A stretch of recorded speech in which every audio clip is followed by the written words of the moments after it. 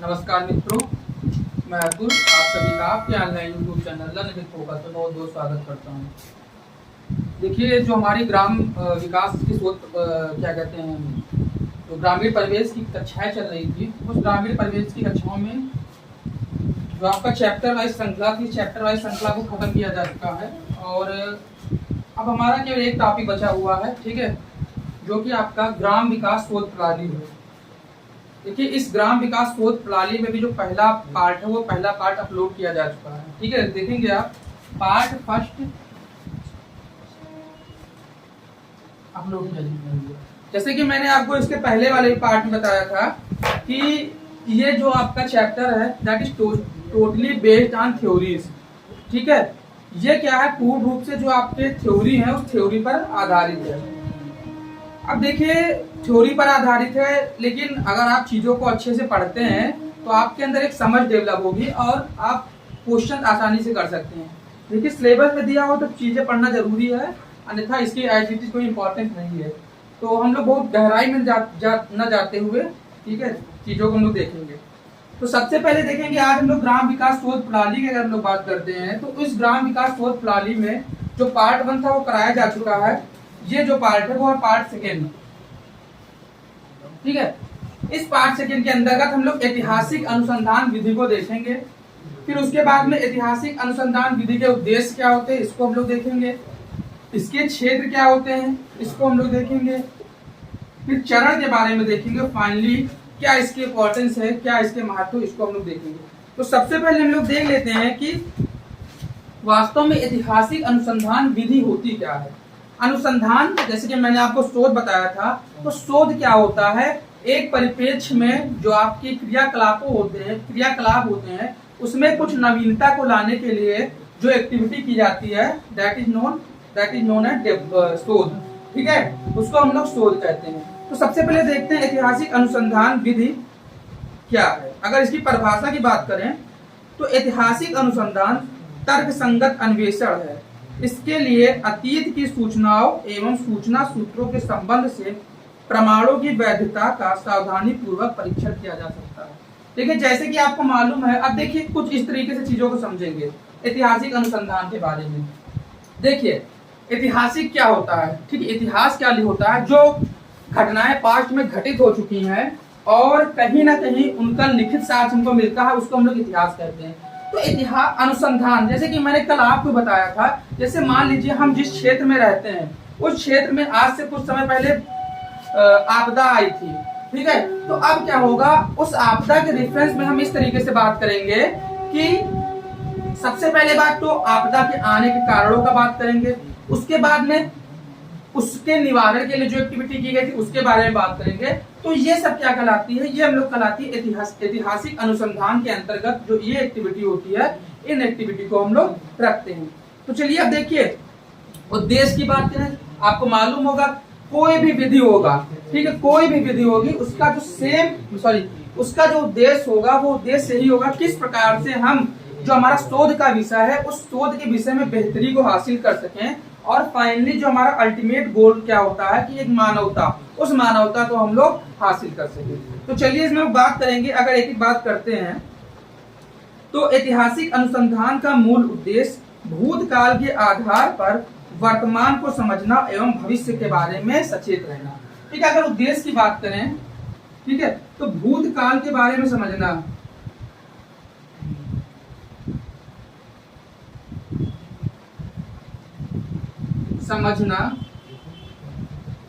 और भविष्य के लिए सचेत रहना, ठीक है, ये इसका क्षेत्र हो जाएगा। अगर दूसरे क्षेत्र की बात करें तो इसमें आप देखेंगे ऐतिहासिक अनुसंधान का उद्देश्य अतीत, वर्तमान और भविष्य से संबंध स्थापित कर वैज्ञानिकों की जिज्ञासा को शांत करना है। ये आपका क्या हो जाएगा, ऐतिहासिक अनुसंधान विधि के जो उद्देश्य होते हैं उसके अंतर्गत आ जाएगा। चलिए आगे हम लोग बढ़ते हैं और देखते हैं कि ये तो बात हो गई इसके उद्देश्य के बारे में, ठीक है। उद्देश्य में जैसे हम लोगों ने देखा कि भूतकाल के बारे में समझना और भविष्य के बारे में सचेत रहना, इसको मैंने अभी आपको एग्जाम्पल के माध्यम से बता दिया है। आगे हम लोग बढ़ते हैं। अब देखिए इसका क्षेत्र की बात करें तो क्षेत्र क्या क्या हो सकता है, ठीक है। इसको पहले हम लोग देख लेते हैं। देखिए मैं जो पढ़ा रहा हूँ वो आपको जो अरिहंत की बुक है उस अरिहंत की बुक से पढ़ा रहा हूँ। अगर जिसको लग रहा है कि जिन्होंने हमारे वीडियोस को देखा है तो बिल्कुल स्किप कर सकता है, ठीक है, रुकने की कोई जरूरत नहीं है। अगर लगता है कि आपको हमारे वीडियोस की रिक्वायरमेंट है, ठीक है, तो आप आराम से इसको देखिए। तो क्षेत्र की बात करेंगे, संस्थाओं द्वारा किए गए कार्य, संवैधानिक व्यवस्था का अध्ययन, शैक्षणिक एवं मनोवैज्ञानिक विचारों के विकास की स्थिति का अध्ययन, किसी विचारधारा का प्रभाव व उसके स्रोत का अध्ययन। ये क्या होता है? क्षेत्र। जाहिर सी बात है, देखिए जैसे आपको मालूम है आपके वहां पर क्या कहते हैं, जैसे मान लिया कोरोना ही आ रहा, ठीक है। कोरोना, अब लोग ऐसा अनुमान लगा रहे हैं कि हर 100 वर्ष में क्या होता है, एक बड़ी त्रासदी आती है। तो अब क्या हुआ, बड़ी त्रासदी आई, ठीक है। अब इसके क्षेत्र के बारे में क्या होगा कि जो भी रिसर्चर्स हैं, ठीक है, जो भी अनुसंधान करता है वो क्या करेंगे, अपना एक डिटेल व्यू प्रस्तुत करेंगे। जब वो अपना एक डिटेल व्यू प्रस्तुत करेंगे तो फिर क्या होगा, यही क्या हो जाएगा, इसके क्षेत्र के अंतर्गत आ जाएगा। अब चरण की बात करते हैं तो समस्या का चुनाव तथा समस्या का सीमा निर्धारण करना। तो समस्या का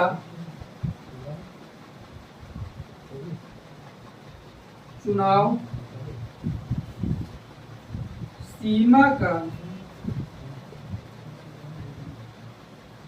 निर्धारण करना,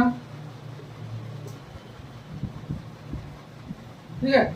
जो अगला है वो आपका है परिकल्पनाओं का निर्माण करना। अगला है परिणामों की व्याख्या और विवेचना करना। ये सब क्या होगा, ये आपके जो हो जाएंगे वो ऐतिहासिक अनुसंधान विधि है, उस ऐतिहासिक अनुसंधान विधि के चरण के अंतर्गत आ जाएंगे। अब देखिए अगर हम लोग इसके महत्व की बात करेंगे, देखिए महत्व क्या है, ठीक है।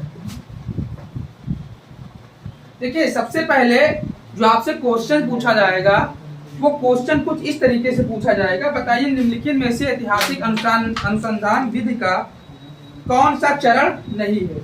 अगला जो आपसे पूछ सकते हैं कि बताइए निम्नलिखित में से कौन ऐतिहासिक अनुसंधान विधि का महत्व नहीं है या ऐतिहासिक अनुसंधान विधि के चरण नहीं है। तो चीजों को आप लोगों को, ठीक है, एक अच्छी तरीके से पढ़ना है, एक अच्छे मैनर में पढ़ना है, जिससे कि यहाँ से जो आपके क्वेश्चंस हैं वो मतलब गलत ना हो। चलिए आगे हम लोग बढ़ते हैं। अब हम लोग बात करेंगे, देखिए वैज्ञानिक पद्धति।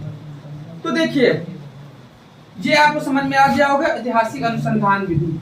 अब देखिए जो वैज्ञानिक पद्धति है उस वैज्ञानिक पद्धति में हम लोग तुलनात्मक विधि के बारे में अध्ययन करेंगे, ठीक है। फिर आपका निर्देशन होगा और फाइनली आपकी अनुसूची विधि होगी। अब देखिए बात करते हैं तुलनात्मक विधि।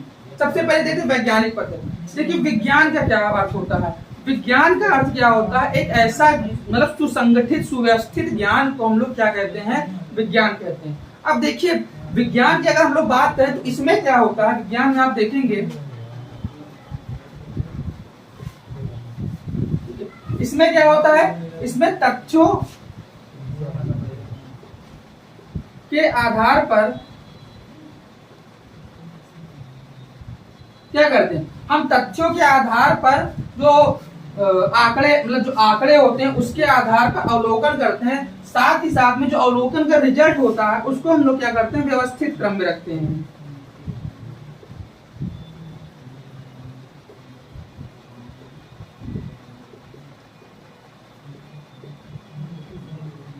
ठीक है, तो आप लोग देखेंगे विज्ञान का मतलब होता है विशिष्ट ज्ञान, यानी सुसंगठित सुव्यवस्थित जो ज्ञान होता है उसी ज्ञान को हम लोग क्या कहते हैं, विज्ञान कहते हैं।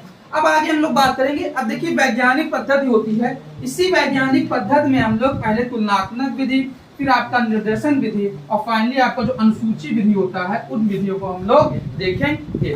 तो चलिए वैज्ञानिक विधि के बारे में थोड़े से हम लोग जो आपकी एग्जैक्ट परिभाषा होती है उस एग्जैक्ट परिभाषा को देख लेते हैं, उसके बाद में आगे चीजों को हम लोग बात करेंगे। वैज्ञानिक पद्धति वह पद्धति है जिसमें केवल तथ्यों का अध्ययन तथ्यों के अध्ययन करके ज्ञान प्राप्त नहीं किया जाता, बल्कि तथ्यों को क्रमबद्ध रूप से व्यवस्थित किया जाता है, जो कि मैंने आपको अभी बताया है। अब देखिए अब सबसे पहले हम लोग वैज्ञानिक पद्धति की कुछ विशेषताएं होते हैं, उस विशेषताओं को देखेंगे। कि वैज्ञानिक पद्धति के क्या चरण होते हैं उसको भी हम लोग देखेंगे। तो सबसे पहले अगर हम लोग बात करते हैं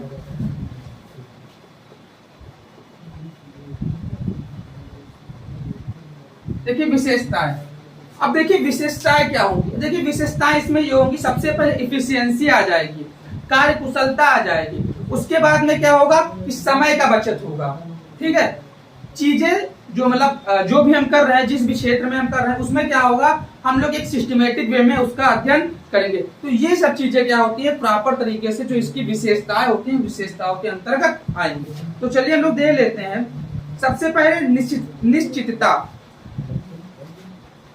ठीक है, एक एक करके हम लोग देख लेते हैं। निश्चितता,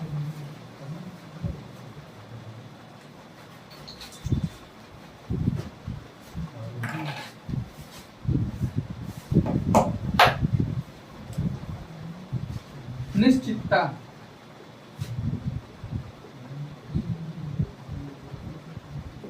दूसरा जो आपका होता है वो होता है सत्यापनशीलता। दूसरा सत्यापनशीलता।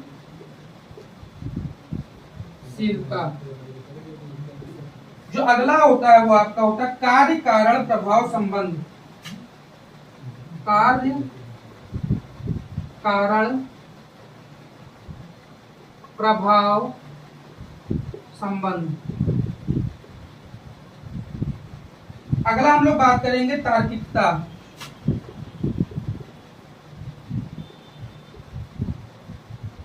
अगला जो होगा हमारा भविष्यवाणी की क्षमता।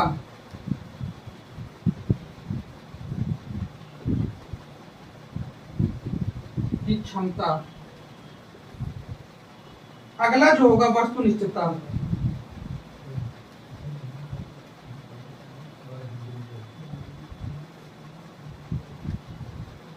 देखिए ये आपकी जो वैज्ञानिक पद्धति है उस वैज्ञानिक पद्धति की कुछ विशेषताएं। तो चलिए सबसे पहले निश्चितता। देखिए निश्चितता इस सेंस में, क्योंकि आप जान रहे हैं कि आप कुछ जो तथ्य होते हैं उन तथ्यों को आधार बनाकर जो अपना क्या कहते हैं शोध होते हैं उस शोध को करते हैं, तो जाहिर सी बात जो निश्चितता है वो निश्चितता होगी। देखिए निश्चितता ये होती है कि जैसे मान लीजिए आप किसी भी कार्य को करने जा रहे हैं, अगर बात मान लीजिए कि आप अगर आज इतनी वैज्ञानिक पद्धति आगे ना होती तो शायद हम लोग जिस प्रकार से निश्चिंत रहते हैं कि मान लीजिए हमारे पास मोबाइल है, ठीक है, मोबाइल में हमने अलार्म सेट कर लिया तो आप निश्चिंत हो जाते हैं कि वो अलार्म को 5 बजे बजना है। तो ये क्या, और मोबाइल है, मोबाइल किस परिपेक्ष में कार्य करता है, मोबाइल है एक वैज्ञानिक उपकरण है, ठीक है, विज्ञान की एक देन है, तो उस आधार पर कार्य करता है। इसी से आप कोरिलेट कर सकते हैं सत्यापनशीलता। अगला हम लोग बात करेंगे कार्य कारण प्रभाव। ठीक है, जाहिर सी बात है आप जो कार्य करने जा रहे हैं, ठीक है, उसका कारण क्या है और प्लस उसका प्रभाव क्या होगा ये भी आ जाती है। तार्किकता होती है, रेशनैलिटी होती है। ठीक है, रेशनैलिटी इसलिए क्योंकि चीजें यहाँ पर क्या होती है अच्छी तरीके से आपके सम्मुख प्रेस होती है। भविष्यवाणी की क्षमता और फाइनली जो होता है वो आपकी वस्तुनिष्ठता हो जाती है, यानी ऑब्जेक्टिविटी। ऑब्जेक्टिविटी इस सेंस में होती है क्योंकि आप जानते हैं वस्तुनिष्ठता बहुत जरूरी होती है। वस्तुनिष्ठता मतलब ये होता है, मान के चलिए कि वास्तव में चीजों को हम कितना संक्षिप्त में कर रहे हैं और उसकी जो एफिशिएंसी है वो किस प्रकार से बढ़ रही है। ठीक है, अब इसमें हम लोग आगे बात करेंगे। देखिए अब इसी वैज्ञानिक पद्धति के अंतर्गत हम लोग जो कुछ और पद्धतियां होती हैं या और विधि होती है उसको हम लोग देखेंगे। तो सबसे पहले इसमें आपकी जो होगी वो होगी आपकी तुलनात्मक विधि। ठीक है, तो तुलनात्मक विधि के बारे में थोड़ा सा हम लोग देख लेते हैं। देखिए है कुछ नहीं इसमें, लेकिन अब आपके सिलेबस में दिया गया तो जरूरी भी है। तो तुलनात्मक विधि हम लोग देखते हैं। ठीक है, तुलनात्मक विधि।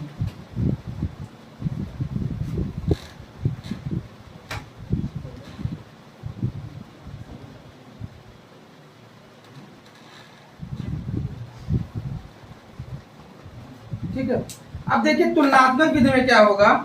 सबसे पहले अब देखिए ये विधि भी जरूरी है क्योंकि इस विधि के अंतर्गत हम लोग क्या करते हैं, इस विधि के अंतर्गत हम लोग तुलना करते हैं। अब देखिए तुलना से क्या होता है, अगर आपके अंदर एक सकारात्मक तुलनात्मक गुण होता है तो आपके लिए वो चीजें इफेक्टिव होती है। लेकिन अगर यही तुलना आपने निगेटिव परिपेक्ष में कर लिया या नकारात्मक सेंस में कर लिया तो ये आपके लिए बहुत ही खतरनाक होती है। ठीक है, तो इस तुलनात्मक विधि से हम क्या क्या किस एक अप्रोच पे पहुंचते हैं, इस अप्रोच पे पहुंचते हैं कि जैसे मान लीजिए किसी भी संदर्भ में अगर हम लोग बात करते हैं, ठीक है, जैसे तुलना आपको करना है, फिर भाई एक सिंपल सा हम लोग उदाहरण लेते हैं। उदाहरण ये है कि जैसे मान लीजिए आपको मालूम होगा कि इस समय क्या कहते हैं, गर्मियों का मौसम आ रहा है, ठीक है। अब एज अ कंपनी मैनेजर, ठीक है, मान लीजिए आप किसी मैन्युफैक्चरिंग कंपनी में हैं, तो मैन्युफैक्चरिंग कंपनी में आपका क्या होगा, आप क्या करेंगे, तुलना करेंगे कि लास्ट के ईयर में क्या था, कि लास्ट के ईयर में जो गर्मी थी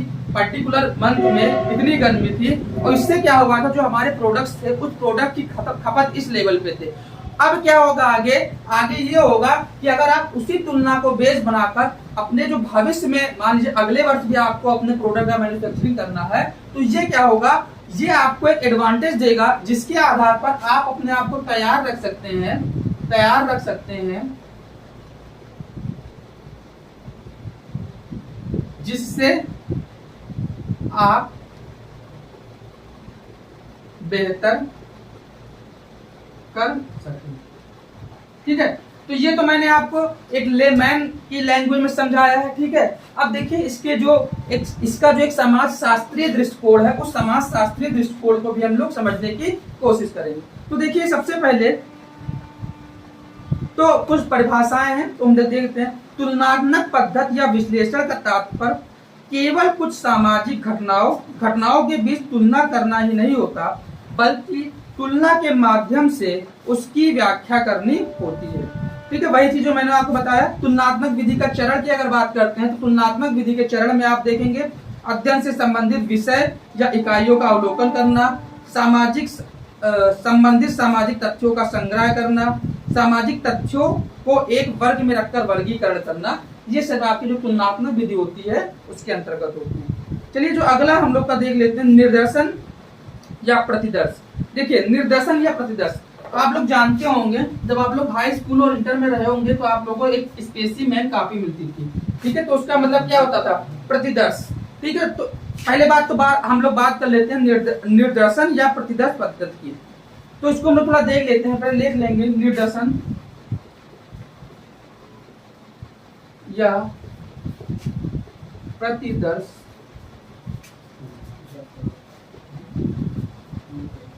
पद्धति, ठीक है।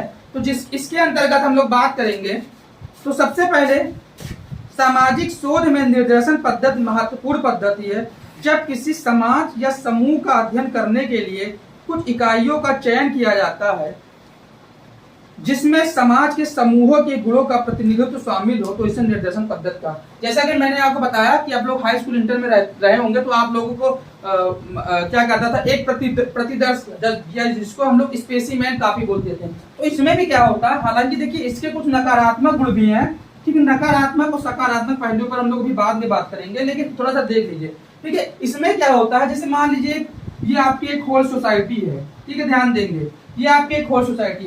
तो यह चीज संभव नहीं है कि हम प्रत्येक व्यक्ति के पास जाके जो भी हमारा शोध से संबंधित एक्टिविटी है उसको करें। इसमें क्या होता है कि हम नंबर ऑफ पीपुल्स या कुछ ग्रुप के लोग होते हैं उसको उठाते हैं, ठीक है। लेकिन सबसे बड़ी चीज क्या है, यहाँ पर अगर आप हिंदी में अर्थ जानना सीख गए तो उससे आपके जो ज्यादा से ज्यादा प्रश्न है वही से सॉल्व हो जाएंगे। तो इसमें क्या होगा, आपने क्या किया, कुछ लोगों के समूह के ऊपर क्या क्या अपना जो शोध होता है, ठीक है, वो किया। इससे क्या हुआ कि आपको एक हिसाब से मोटा मोटी अंदाजा ये हो गया कि अगर मान लीजिए ये चीजें रिफ्लेक्ट हो रही हैं इनके माध्यम से, तो कहीं ना कहीं ये पूरे समूह में भी ये चीजें रिफ्लेक्ट होंगी, ठीक है। ये एक सिर्फ तरीका है जो वैज्ञानिक पद्धति के अंतर्गत जो तुलनात्मक विधि होता है, उसके बाद में जो आपकी निर्देशन विधि होती है उसके अंतर्गत हम लोग उसको देखते हैं। तो यहाँ तक चीजें आपको समझ में आई होंगी। चलिए आगे हम लोग बात करते हैं, ठीक है। अब देखिए इसकी विशेषताएं, परिभाषाएं सब वही एक एक चीज उसी तरीके से है, ठीक है। जिसको एक एक करके हम लोग देख लेते हैं, ठीक है। तो चलिए बात करेंगे। अब देखिए अगर विशेषताएं की बात करें, जैसे मैंने आपको पहले बताया, देखिए इससे क्या होती है, थोड़ी सी आपको जो समय होता है उस समय की बचत हो जाती है, क्योंकि वही काम आपको पूरे लोगों को करना था, लेकिन अब क्या हुआ, पूरे लोगों को ना करके आप लोगों ने थोड़े लोगों पे कर लिया। इससे क्या हुआ कि जो एक लंबा समय आपको लगना था वो लंबा समय नहीं लगा, उससे क्या हुआ, थोड़ा सा कम समय लगा, ठीक है। तो ये हो जाएंगे निर्देशन के अंतर्गत। अब देखिए जो आपका अगला है, देखिए अनुसूची पद्धति। अब इस अनुसूची, अब देखिए अनुसूची तो आप जानते होंगे, अनुसूची मन जैसे आप लोगों ने नाम सुना होगा, आपके मन में एक ऐसी एक्टिविटी चलने लगी होगी कि आपके सामने एक सूची की श्रृंखला आ गई होगी। यदि आपके मन में सूची की श्रृंखला आ गई तो नो डाउट सही सोचा आप लोगों ने। वास्तव में अनुसूची में यही इन्हीं के माध्यम से, ठीक है। जैसे आप क्या मानेंगे, आप अनुसूची होती है, उसमें कई प्रकार के खाने होते हैं, खानों का डिवाइडेशन होता है, उस खानों के डिवाइडेशन के माध्यम से क्या कहते हैं, प्रॉपर डाटा कलेक्ट करते हैं, और फिर उस डाटा को हम लोग क्या करते हैं, क्या कहते हैं, साक्षात्कार के माध्यम से या विभिन्न माध्यम से लोगों तक पहुंचाते हैं, जिससे कि क्या होता है, जो हमारा ग्राम विकास, ठीक है, जैसे मैंने आपको कल लेक्चर में बताया था, ग्राम विकास यानी ग्राम का किस लेवल पे, सामाजिक, आर्थिक और राजनीतिक लेवल पे जो भी चेंजेस हो रहे हैं, उस चेंजेस को इसी अनुसूची के माध्यम से दर्शाते हैं। और फाइनली क्या होती है, इस अनुसूची में आपके बहुत से कॉलम होते हैं, ठीक है, और उसी कॉलम से क्या करते हैं, जो हमारी एक्टिविटी होती है, उस एक्टिविटी को हम लोग अंजाम देते हैं। तो अब आगे हम लोग बात करते हैं, अनुसूची प्रश्नों की एक लिखित सूची होती है, जिसके माध्यम से अनुसंधान क्षेत्र में जाकर संबंधित व्यक्तियों से मिलकर जानकारी एकत्रित करता है, ठीक है। आप देखेंगे इसमें अब क्या होगा, अनुसंधानकर्ता जो होता है वो आपको मैंने बताया क्षेत्र में जाकर जो आपके जानकारी है, उस जानकारी को एकत्रित करता है। अब देखिए अनुसूची प्राथमिक तथ्यों को संकलित करने की एक विधि है। इसमें क्या होता है, अवलोकन, साक्षात्कार और प्रश्नावली, ठीक है। देखिए प्रकार की बात करेंगे, अवलोकन, साक्षात्कार और प्रश्नावली, ठीक है। ये 3 प्रकार की आपकी, हालांकि पीवी यंग ने 4 प्रकार की अनुसूचियों के बारे में बताया है, लेकिन हम लोग यहाँ पर 3 ही प्रकार की जो अनुसूची है उसके बारे में हम लोग बातें करेंगे और देखेंगे, ठीक है। तो चलिए आप देखिए, ज्यादा वीडियो को हम लोग लंबा नहीं करते हैं, क्योंकि वीडियो को लंबा करेंगे, और प्लस दूसरी चीज है, आप ऐसे सब्जेक्ट को पढ़ रहे हैं शायद जिंदगी में इसके पहले आप लोगों ने कभी नहीं पढ़ा हो, ठीक है। तो ऐसी तो थोड़ा सा हम लोग ध्यान ये देंगे कि पहले बात तो धैर्य बनाए रखिए। मैं तो आपसे कह रहा हूँ कि यदि आप लोगों ने बुक से पढ़ा है, आपको ऐसा लगता है कि ये हमारे रिलेवेंट नहीं है, ठीक है, तो आप बिल्कुल वीडियो को स्किप कर सकते हैं। लेकिन हाँ, जो मैं आपको समझा रहा हूँ, अगर कुछ तरीके से जो पढ़ते हैं तो नो डाउट आपको फायदा होगा, ठीक है। तो ये हमारा दूसरा पार्ट था, और जो आपका ग्राम विकास शोध प्रणाली है, ठीक है, आप देखें ग्राम विकास शोध प्रणाली चैप्टर, देखिए इससे क्वेश्चन पूछे नहीं जाएंगे, लेकिन पढ़ना जरूरी है। तो इसमें अभी आपका एक लेक्चर और बचा होगा, उस लेक्चर को हम लोग लास्ट में देखेंगे, ठीक है। यदि आप वीडियो पे यहाँ तक बने रहे हो, अगर वीडियो को आप लोगों ने अच्छे से देखा हो, तो इससे तो हम आपका तहे दिल से धन्यवाद करते हैं। यदि आप वीडियो पे फर्स्ट टाइम पहुंच रहे हैं तो वीडियो को लाइक कर दीजिए, और चैनल पे फर्स्ट टाइम विजिट कर रहे हैं, अगर वीडियो अच्छी लगी तो चैनल को सब्सक्राइब कर दीजिए। मिलते हैं नेक्स्ट वीडियो में, तब तक के लिए धन्यवाद, जय हिंद।